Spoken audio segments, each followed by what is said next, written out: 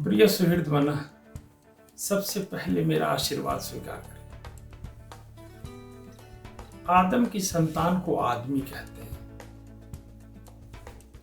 लेकिन ये भारतीय पौराणिकता की कहानी नहीं है। ये पश्चिमी अवधारणा है। मध्य पूर्व की पौराणिकता में आदम का विवाह हव्वा के साथ हुआ था। उनसे जो संतान पैदा होती है वो आदम के नाम पे ही रखी जाती है और उसका नाम है आदमी। लेकिन भारतीय पौराणिकता में हम सारे लोग ब्रह्मा की संतानें हैं। ब्रह्मा के पुत्र हुए हैं, उनका नाम था मनु। मनु का विवाह शतरूपा नाम की एक स्त्री के साथ हुआ। शतरूपा शब्द का अर्थ होता है इसके सैकड़ों रूप। मनु ने शतरूपा के सैकड़ों रूपों के साथ अनेक संतानों को जन्म दिया था। हर एक संतान एक प्रजाति में बदलती चली गई। मनु ने उनके नाम रखने की कोशिश की होगी। उन्होंने शतरूपा के श को अपने नाम के साथ मिला दिया। मनु और श जब एक दूसरे के साथ मिल जाते हैं तो मनुष्य बन जाते हैं। मनुष्य शब्द की उत्पत्ति यहीं से हुई। लेकिन तुमने देखा होगा भारत में व्यक्तियों के लिए एक शब्द प्रयुक्त होता है इंसान, जो अरबिक भाषा का शब्द है। इंसान शब्द का अर्थ व्यक्ति नहीं होता है। इंसान शब्द का अर्थ होता है व्यक्तियों का समूह और उनका अस्तित्व। जब ईश्वर ने मनुष्य को इस रूप में भेजा था तब मनुष्य दूसरे जानवरों से बिल्कुल ही अलग था। ईश्वर ने तीन उसमें ऐसी चीजें डाली हैं जो दुनिया के किसी भी जानवर में नहीं पाई जाती। एक तो उसका विवेक, दूसरा उसकी बुद्धि और तीसरा उसका अहंग। इन तीन चीजों के कारण दुनिया में मनुष्य सर्वोच्च किस्म का जानवर बन जाता है। ये तीन चीजें मनुष्य में उसकी मन स्थिति को प्रकट करते हैं, स्टेट ऑफ माइंड की संरचना तैयार करते हैं। विवेक शब्द का आशय होता है एक चीज और दूसरी चीज में फर्क करने की क्षमता। जब तुम एक चीज और दूसरी चीज में फर्क करने की क्षमता कर लेते हो तो तुम विवेकवान हो जाते हो। पावर ऑफ डिस्क्रिमिनेशन है। अंतर करना मनुष्य जाति की सबसे बड़ी अवधारणाओं में से एक है। दुनिया के किसी भी जानवर में अंतर करने की वैसी क्षमता नहीं होती है जैसी मनुष्यों में पाई जाती है। उसके साथ मनुष्य के पास पर्याप्त मात्रा में बुद्धि भी होती है। बुद्धि का आशय है कि मनुष्य किसी भी चीज को तार्किक ढंग से साबित कर सकता है और उसका निषेध कर सकता है। ये एक रेशनैलिटी है, एक लॉजिकल अप्रोच है। तर्क करने की क्षमता से हम बहुत सारी चीजों के बारे में अनुमान के रूप में ही बता देते हैं। इसलिए बुद्धि का आशय हुआ तर्क करने की क्षमता। अहम का अभिप्राय होता है हमारे अपने होने का बोध, हमारे अस्तित्व का बोध। तुमने देखा होगा जानवरों में अहम का अभाव होता है, इसलिए जानवरों में अंतःकरण भी नहीं होता है। अहम का अभाव होने के कारण ही जानवर दूसरे जानवर के प्रति सदा हिंसक ही होते हैं। हिंसा से कमतर उन्होंने कभी सीखा ही नहीं है, क्योंकि इनके पास अहंग होता ही नहीं। जानवर जब भी प्रतिक्रिया देंगे हिंसक तौर तरीके के आधार पर प्रतिक्रिया देते हैं। जानवरों ने कभी मनुष्यों की तरह कटाक्ष करना नहीं सीखा है। मनुष्यों की तरह उन्होंने कभी व्यंग्योक्तियां नहीं सीखी हैं और मनुष्यों की तरह वे ताने भी नहीं मार पाते हैं। क्यों? क्योंकि उनके पास अहंग नहीं होता है। इन तीन चीजों ने मनुष्य के मन स्थिति का निर्माण किया है, द स्टेट ऑफ माइंड। और जब से इस मन स्थिति का निर्माण हुआ है, आदमी इस मन स्थिति को एक अनोखे और विलक्षण ढंग से देखता आया है। मनुष्य अपनी मन स्थिति से कभी संतुष्ट नहीं हो पाया। वो इसे बदलना चाहता है। जब से उसे विवेक मिला है, जब से उसे बुद्धि मिली है, जब से उसे तर्क मिले हैं, तब से इस विवेक को बदलना चाहता है।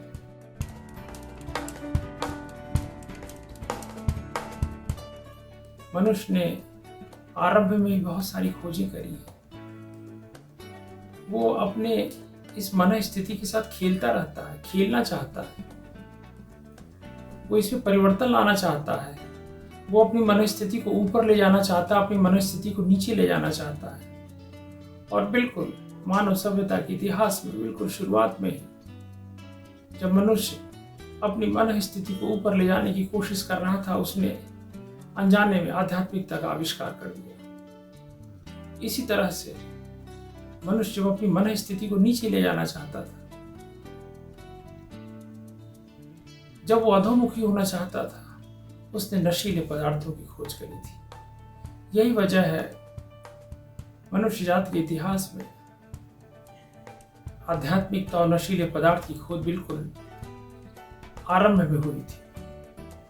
बिल्कुल आरंभ में, बिल्कुल शुरुआत में, जब सभ्यताओं का विकास भी नहीं हुआ था, हमने शराब की खोज कर ली थी। जब सभ्यताएं विकसित हो रही थी, हमने आध्यात्मिकता की खोज कर ली थी। जब सभ्यता गांव और शहर का निर्माण भी नहीं हुआ था, वे बसे भी नहीं थे, हमने शराब बनानी शुरू कर दी थी। हमने नशीले पदार्थों का आविष्कार करना शुरू कर दिया था। तुमने देखा होगा मनुष्यों में अपनी मन स्थिति, अपनी स्टेट ऑफ माइंड को बदलने की इतना आग्रह होता है, इतना लालच होता है। किसी आग्रह और लालच ने उसे आध्यात्मिक भी बनाया और नशे की तरफ भी ढकेला। जब मनुष्य अपने मन स्थिति को ऊपर की तरफ ले जाता है, ऊर्ध्वमुखी, ऊपर की तरफ जाना उसको उन्नति की तरफ ले जाएगा, उन्नयन की तरफ ले जाएगा, तो आध्यात्मिक हो जाएगा। जब वो अपनी स्टेट ऑफ माइंड को, जब अपनी मन स्थिति को नीचे की तरफ ले जाएगा और नयन की तरफ ले जाएगा, अधोमुखी हो जाएगा, जब वो उसे गड्ढे में गिराने की कोशिश करेगा, तब वो नशे की गिरफ्त में हो जाएगा। और इन दोनों खोजों ने कमाल कर दिया है। और ये दोनों खोजें दुनिया के इतिहास के निर्माण से बहुत पहले, मनुष्य के आगमन के कुछ साल बाद ही हो गई थी। तुमने देखा होगा भारतीय आध्यात्मिकता कितनी पुरानी है, लेकिन उससे भी हैरानी की बात यह है कि दुनिया में दो चीज़ों की खोज बिल्कुल मनुष्य जात के आरंभिक इतिहास में हुई है। एक चीज़ खाने वाले अचार है और दूसरी चीज़ पीने वाली शराब है। खाने वाले अचार सभ्यता के बिल्कुल आरंभ में ढूंढे गए होंगे। तुमने सुना होगा हम आम के अचार खाते हैं, हमने नींबू और मिर्ची की भी अचार खाए होंगे, लेकिन अचार तो मांस का भी तैयार किया जाता है। तो तुम्हें जान के हैरानी होगी, इजिप्ट के लोगों ने, मिस्र के लोगों ने बिल्कुल आरंभिक अवस्था में ही मानव शरीर का भी अचार डालने की ललित कला विकसित कर ली थी। इस ललित कला के आधार पे, इस तकनीक के आधार पे उन्होंने मानव शरीर को एक अचार के रूप में रूपांतरित किया। और ये तकनीक दुनिया में मम्मी के नाम से जानी जाती है। तुमने सुना होगा इजिप्ट में, मिस्र में 6000 साल पहले की तैयार हुई मम्मी अभी भी उसके संग्रहालयों में संरक्षित है। उसी तरह से जो सबसे पहली टेक्नोलॉजी आदमियों ने सीखी होगी, उसमें किसी भी खाने पीने वाले पदार्थ में खमीर उठाने की ललित कला है। उसमें उन्होंने किण्वन किया, उसका फर्मेंटेशन किया और एक नई चीज़ तैयार हो गई। जब जौ में और जब फलों में उन्होंने खमीर उठाया होगा तो शराब बन गई। खमीर उठाना और खमीर उठाने की जो टेक्निक है, दुनिया की सबसे पुरानी टेक्निक्स में से एक मानी जाती है और यहीं से शराब की खोज हुई है।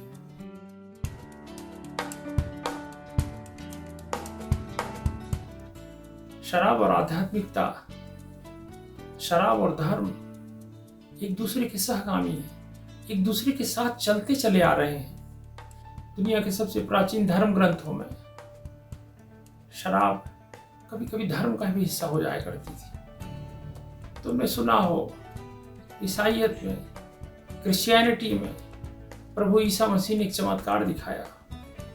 उन्होंने पानी को स्पर्श कर दिया और पानी शराब में रूपांतरित हो गई। ये घटना ब्रेड और वाइन के रूप में जानी जाती है और आज भी ब्रेड और वाइन का प्रसाद ईसाइयत में प्रचलित है। लेकिन ऐसा नहीं है कि केवल क्रिश्चियनिटी में इसका प्रसार है, भारतीय धर्मों ने भी समय समय पर अपने अतीत के ढूंढे गए इस पेय पदार्थ के बारे में उल्लेख किया है। भारतीय धर्मों में दो शब्दों का उपयोग पिछले हजारों साल से होता आ रहा है, एक है सुरा और दूसरा है सोमरस। सुरा और सोमरस दोनों एक ही चीज नहीं है। सोमरस नशीले पदार्थों का समूह है, या इसे ये कहना ज्यादा समीचीन होगा, ऐसी कोई भी चीज जो हमारे बुद्धि और विवेक को, हमारी मनस्थिति को रूपांतरित कर दे, उसमें ऑल्टरेशन पैदा कर दे, ऑल्टर्ड स्टेट ऑफ माइंड में डाल दे, उसे हम सोमरस के नाम से जानते हैं। लेकिन सुरा शब्द का आशय होता है जिसको ग्रहण करने के बाद तुम्हारी आवाज बदल जाए, तुम्हारा सुर बदल जाए, तुम्हारे बोलने का तरीका बदल जाए। अगर ऐसी स्थिति पैदा होती है, इस पदार्थ को हम सुरा के नाम से जानते हैं। वाल्मीकि रामायण ने शुरू में आरंभ में इस शब्द का उपयोग किया था। सुरा शब्द का अर्थ होता है शराब, जिसको पीने से तुम्हारी जुबान लड़खड़ाने लगे। कि देवताओं को शराब पीने पर रोक थी, लेकिन राक्षसों को शराब पीने पर कोई रोक नहीं थी। इसलिए देवता जब थोड़ी सी भी सुरा को ग्रहण करते थे तो उनका सुर बदल जाता था, उनकी जुबान लड़खड़ाने लगती थी। इसलिए देवताओं को सुर कहा गया। लेकिन राक्षस चाहे जितनी भी शराब पी लें, उनकी सेहत पे कोई खास असर नहीं होता था, उनकी जुबान लड़खड़ाती नहीं थी। इसीलिए उन्हें असुरा कहा गया, जिनका सुर मद्यपान करने के बाद भी ना बदले। सुर और असुर का जो वर्गीकरण है, वाल्मीकि रामायण के अनुसार वो यहीं से शुरू हुआ था। हालांकि सुर और असुर की अवधारणा के बारे में और भी बहुत सारे विचार प्रचलित है भारतीय धर्मों में। ये पहला ऐसा विचार है जिसका उल्लेख वाल्मीकि रामायण में किया गया है। लेकिन सोमरस सुरा से भी पुराना है।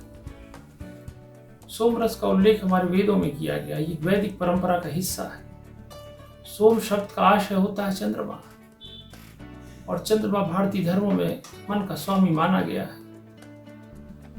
ऐसी कोई भी विधा जो तुम्हारे मन को रूपांतरित कर दे, ऐसी कोई भी विधा जो तुम्हारे मन में बदलाव ला दे, तुम्हारे मन को बदल दे, ऐसी कोई भी विधा जो तुम्हारे स्टेट ऑफ माइंड में ऑल्टरेशन पैदा कर दे, इसको हम सोमरस की श्रेणी में रखते हैं। इस श्रेणी में आध्यात्मिकता भी आ सकती है और मद्यपान और दूसरे नशे के पदार्थ भी आ सकते हैं। इसीलिए सोमरस एक समूह है।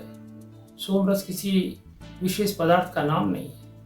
आध्यात्मिकता की विशेषता होती है कि वो तुम्हारी मन स्थिति को ऊपर और ऊपर और ऊपर ले जाता है। वो ऊर्ध्वगामी होगा, वो अधोगामी नहीं होगा। वो तुम्हारे मन की स्थिति का उन्नयन करेगा, उसे ऊंचाई पे ले जाएगा, उद्दात पे ले जाएगा। उसके बरक्स नशीले पदार्थ तुम्हारे मन को अधोगामी कर देंगे, वो तुम्हारे मन को नीचे ले जाएंगे, उसका उन्नयन कर देंगे, उसे गड्ढे में गिरा देंगे। लेकिन ये दोनों स्थितियां हमारे मन को रूपांतरित करती हैं, चाहे ऊपर जाने की स्थिति हो या नीचे जाने की स्थिति हो। इसीलिए सोमरस एक समूह है जिसमें आध्यात्मिकता भी शामिल है, जिसमें शराब भी शामिल है, जिसमें गांजा और भांग और दीगर नशे के पदार्थ भी शामिल है। इसीलिए वेदों में कहा गया कोई भी ऐसी चीज जो मन की स्थिति को बदल सके वो सोमरस की श्रेणी में रखी जा सकती है। अभी कुछ दिन पहले मैंने सोशल मीडिया पर सुना, कुछ अति हिंदूवादियों ने कहना शुरू कर दिया कि सोमरस का आशय बिल्कुल शराब नहीं है। लेकिन उनकी बात अंशतः सही भी है और अंशतः गलत भी है। सोमरस एक समूह है जो किसी भी तरह तुम्हारे मन में किसी भी तरह का रूपांतरण ला दे, चाहे आध्यात्मिकता की मदद से लाए, ऊर्ध्वगामी हो, चाहे नशे की मदद से लाए, अधोगामी हो। ये सभी सोमरस की श्रेणी में ही आते हैं।